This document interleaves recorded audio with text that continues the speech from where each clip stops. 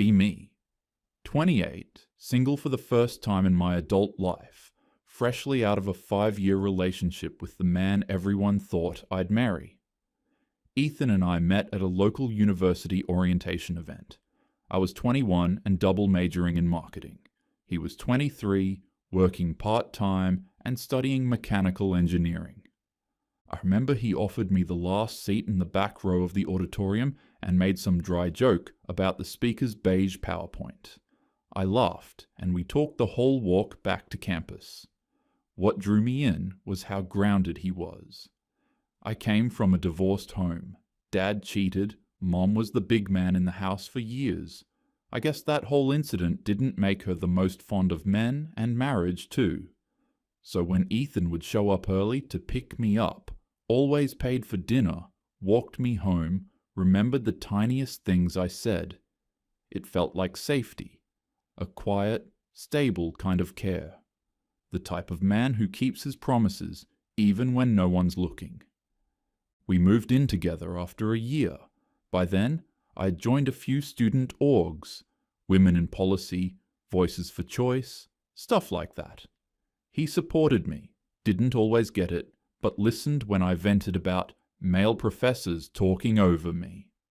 He wasn't political, but he wasn't dismissive either. He'd work long hours at his internship, come home greasy and dead tired, and still help me with laundry while I talked about all the new concepts I was learning, like intersectionality or whatever drama was going on in my group chat. He always kept his opinions soft. Too soft, maybe. By 25, I had landed my first agency job. Social media manager, fast-growing company, remote friendly. I felt like I was ascending, finally becoming the woman I wanted to be. He, meanwhile, had settled into a city utilities job. Decent money, routine, hard hat, meal prepping Sundays, podcasts about mortgage rates. He'd bring up house hunting, want to talk about kids. I started feeling boxed in, like I was racing forward and he was planting roots. He'd say things like, "Let's start looking at places outside the city. Maybe closer to your parents?" And I'd stiffen thinking, God, am I really going to be barefoot in some hut by 30? I remember the shift. Subtle. It wasn't one fight. It was 1,000 quiet resentments. Him asking why I had to post bikini pics on Instagram when we were together. Me feeling like he was trying to control my voice. I remember that argument perfectly. I'd posted a photo from a beach trip with my coworkers. Nothing scandalous, just me in a two-piece, laughing with a drink in hand. He saw it that night and said quietly, "Do you really need to share that with everyone?" I rolled my eyes. "It's just a picture, Ethan." "Everyone posts vacation photos." "Yeah," he said, "but you're not everyone. You don't even like half the people who'll see it. So what? I should hide myself because it makes you uncomfortable." He sighed, rubbed the bridge of his nose. "No. I just don't get why you need strangers to see that side of you. I thought I was enough." That line hit me wrong. It's not about you. It's about me feeling confident. Why is that so threatening? He didn't yell, didn't accuse. He just got quiet. The kind of quiet that makes you feel worse than being shouted at. He went to bed early that night, and I lay awake scrolling through comments on the post, pretending they didn't mean anything, but they did. They always did. Him getting annoyed I worked late. Me snapping back that his 9-to-5 mindset wasn't my problem. I started hanging out more with girls from work, mostly single, mostly hyper-driven, mostly jaded by men. We'd go to happy hours, complain about dates, toast to staying free. I soaked it all in. One night, after a fight about something dumb, I think he asked if I could skip a girl's weekend to attend his cousin's wedding. I blurted out, "I'm tired of living like I'm already a wife when I'm not even engaged." He didn't argue. He just looked at me for a long time and said, "I think you're starting to believe love is beneath you." That stuck with me for days. Because maybe I was. I talked to Liv, My work friend who wore power suits and said things like, "Marriage is capitalism with better branding." She told me I was shrinking myself to keep Ethan comfortable, that he'd never catch up. Another friend sent me a link to a viral tweet. "Don't marry a man who sees your ambition as a threat." I didn't even know if Ethan did, but it was easier to believe he did than admit I didn't want him anymore. So I left. No cheating, no blowout, no betrayal, just quiet. I packed up my half of the apartment while he was at work. Left a letter. He texted once, "I hope you find whatever you're looking for," then went silent. I told everyone it was mutual, that I needed to find myself, that we were just on different paths, but deep down, I think I wanted him to fight for me, to tell me I was making a mistake, to chase me. He never did. Liv took me to a rooftop bar that weekend. We toasted with overpriced cocktails. She said, "You're glowing." That was the dead weight talking. And maybe it was, or maybe it was the last real thing I ever had. The first few months after leaving Ethan were loud. Dinners, drinks, new faces, endless plans. I told everyone I felt free, and I half believed it. I filled every night with something. Noise, movement, anything but silence. I started saying yes to everything. Work mixes, blind dates, last-minute weekend trips. Every man I met felt the same. Detached, restless, a little cold. Like they were all playing some unspoken game and I was late to the rules. At work, a new hire named Marcus joined our team. Late 30s, divorced, smart, dry sense of humor. He'd lived abroad for a few years, consulting in the Philippines and Thailand. People said he was old school, which in my office meant he actually held doors open and listened before speaking. We ended up eating lunch together a few times. I liked him, but not romantically. He had this grounded energy that reminded me uncomfortably of Ethan. One afternoon, while we were eating outside, the conversation drifted to dating. My co-worker Jenna was venting about men who ghost, and Marcus just laughed and said, "A lot of guys are done trying here. It's not worth it anymore." I asked what that even meant. He shrugged. Too much hostility? Too many people trying to one-up each other instead of connect? You'd be surprised how different it is in other countries. Jenna rolled her eyes. "Oh great, another passport, bro," she said. Marcus smiled, unfazed. "Call it whatever you want. Over there, women still like being women, and men get to be men without feeling guilty about it." I remember feeling a flash of irritation. So what? Women here are the problem? He took a sip of his coffee, calm as ever. Not saying that. But men go where they're wanted. Simple as that. I didn't respond, but it stayed with me. I'd heard of the passport bro thing online, usually framed as sad, bitter guys who couldn't handle strong women. But Marcus didn't seem bitter. If anything, he seemed peaceful. Like he'd already figured something out. I hadn't. I tried to challenge him. Wanted how? You think men aren't wanted here? He looked at me like I'd just proved his point. Most of the time, no. Not for who they are. Just for what they can provide. Status, money, validation. And when that runs out, so does the interest. I frowned. That's not fair. Women have expectations because we bring things too. It's not just about what men give. He nodded slowly. I know, but tell me something. When was the last time you met a guy who felt appreciated just for showing up as himself? Not for what he could do, or how he could impress you, just for being a decent man? I opened my mouth to argue, but nothing came out. He continued, still in that steady, even tone. That's the difference. In other places, relationships still feel like a team.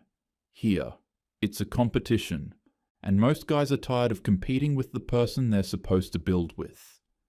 There was no edge in his voice, no resentment, just quiet conviction, and that's what unsettled me most. The way he said it like it was simple math. Cause and effect. I forced a little laugh. You make it sound like women over there are perfect. He smiled faintly. No one's perfect. But they're softer. They appreciate effort instead of expecting it. And men respond to that. It's not about control. It's about balance. The way he said softer annoyed me, though I couldn't explain why. It felt like a criticism, but not a cruel one. More like a truth I didn't want to admit. So you'd rather date someone who just nods and agrees with you? No, he said, setting down his coffee. I'd rather be with someone who doesn't see me as an obstacle. That line stuck. It was delivered so gently, I almost missed the weight of it. For a moment, neither of us said anything. The cafe noise filled the silence, cups clinking, the low hum of conversation around us. He glanced out the window. You know, when I first came back to the States, I thought I'd missed out. The dating scene here seemed exciting, progressive, but after a few months, it just felt transactional. Everyone's guarding themselves, keeping score. He looked back at me, calm but direct. Maybe the reason people go abroad isn't because they can't handle strong women. Maybe it's because they're finally strong enough to stop fighting uphill. I didn't have a comeback. I just stared at him, pretending to check my phone. That night, I met Liv for dinner. She'd started seeing a guy casually, one of those emotionally unavailable types she always swore she'd fix. We sat at a crowded wine bar, venting about dating again. I told her about Marcus and what he'd said. She laughed. Men aren't done. They're just weak. They can't handle women who know their worth. I nodded, but half-heartedly, because the more I thought about it, the more I realized none of these strong women I knew seemed happy. Liv kept pretending she was fine with casual hookups, but she'd check her phone every 10 minutes, waiting for a text from the guy who hadn't called her in a week. She'd play it off, saying she was keeping her options open. But I could see the nervous scrolling in her eyes. Taylor, another friend, was on her third situationship of the year, this one with a married man who told her his marriage was basically over. She'd say things like, "At least I'm not settling," and we'd all nod, even though none of us believed it. And then there was Jenna. Loud, confident, always the first to post "men are trash" memes. That night, she'd texted in our group chat, "Just did my egg freezing consult. The nurse said it's best before 35. I'm officially depressed." She added a crying emoji, but there was nothing funny about it. I stared at her message longer than I meant to, because suddenly, all our late night "we don't need men" talks felt like bravado, like armor, and every one of us was quietly panicking beneath it. Meanwhile, Ethan hadn't reached out once, not a word. I told myself that was good, that I didn't need him. But sometimes, when my apartment felt too quiet, I'd wonder what he was doing. Then one night, something small set me off. I was on the train home after work, sitting across from a young couple, probably mid-20s. They were both in cheap office clothes, sharing earbuds, watching something on his phone. She leaned against his shoulder, half asleep. When their stop came, he helped her up, carried both their bags, and kissed her forehead before they got off. Nothing glamorous, just gentle, simple. And it hit me. I couldn't remember the last time I'd had something that easy. Everything in my world now felt like a negotiation or performance. When I got home, I sat on my couch, replaying Marcus's words in my head. Men go where they're wanted. The thought annoyed me, but also lingered. Out of curiosity, or maybe defensiveness, I opened my laptop and started searching. Men leaving the country to find wives. At first, it was just curiosity, but the results were endless. Videos, interviews, entire channels. Men sitting in quiet cafes abroad, talking about how dating outside the US felt normal again. They used words I hadn't heard in ages: respect, kindness, peace. It should have made me roll my eyes. It didn't. One video showed a guy around my age, maybe early 30s, cooking with his wife in the Thailand. The kitchen was small, dimly lit, a fan humming in the background. They were laughing over some burnt rice. She playfully smacked his arm, he kissed her cheek, and she blushed. They looked ordinary. No filters, no self-help slogans, just contentment. I stared at the screen, thinking, they look happy in a way I can't even picture anymore.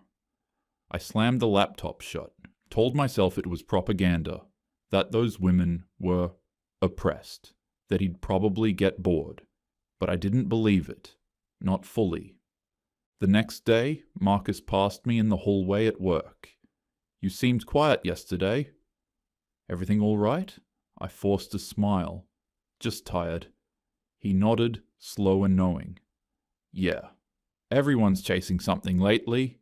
No one seems to know what, though I don't know why, but that hit harder than it should have. Because for the first time, I couldn't tell if I was chasing freedom or running from peace. Honestly, that was how life was like for some time, and before I knew it, 5 years slipped by just like that. My job had grown, the titles changed, the salary doubled, but the rest of my life stayed strangely flat. I dated in between, enough to collect stories but not memories. The group chat still existed, though it had thinned. Taylor moved states, Jenna was busy planning another egg freezing round. Liv had married and divorced in the space of 18 months. Sometimes I'd think about Ethan, but only in passing, like a chapter you skim past in a book you don't want to finish. Then one assignment changed that. Our company landed a travel partnership project with a resort network in Thailand. I was chosen to lead the campaign. 2 weeks on site, photo shoots, client dinners, a little team building on the side. Everyone congratulated me. It was the kind of opportunity I used to dream about. Yet the night before my flight, sitting among half-packed suitcases, I felt an odd hollowness. I told myself it was nerves. The first few days were a blur of meetings and humidity. The resort sat on the edge of a jungle-lined beach, all bamboo walkways and salt-sweet air. On the 4th morning, our hosts arranged a guided tour through the nearby villages to give us authentic content. We gathered in the lobby, coffee in hand, when the local coordinator introduced our guide. Please welcome Ethan. He'll be leading today's trip. For a second, I thought I'd misheard. Then he stepped forward. He looked older, in the good way. Tanned, lean, confident in a linen shirt and rolled sleeves. His voice carried easily over the small crowd. Welcome everyone. We'll start with the boats in about 15 minutes. He caught my eye, paused, and in that half-second recognition, flickered. He smiled politely, not surprised, not uncomfortable, just steady. The group moved toward the docks. I hung back until he drifted near me. Hey, he said softly. Been a while? Yeah, I managed. Didn't expect to run into you here. He laughed once, low. Me neither. Life's funny like that. How long have you been here? I asked. 4 years, he said. Started with a volunteer project after traveling. One thing led to another. Now I help run this place. That's amazing, I said, and meant it, though the word came out thin. You look happy? I am, he said. Got married a couple years back. We have a little girl. She's 3.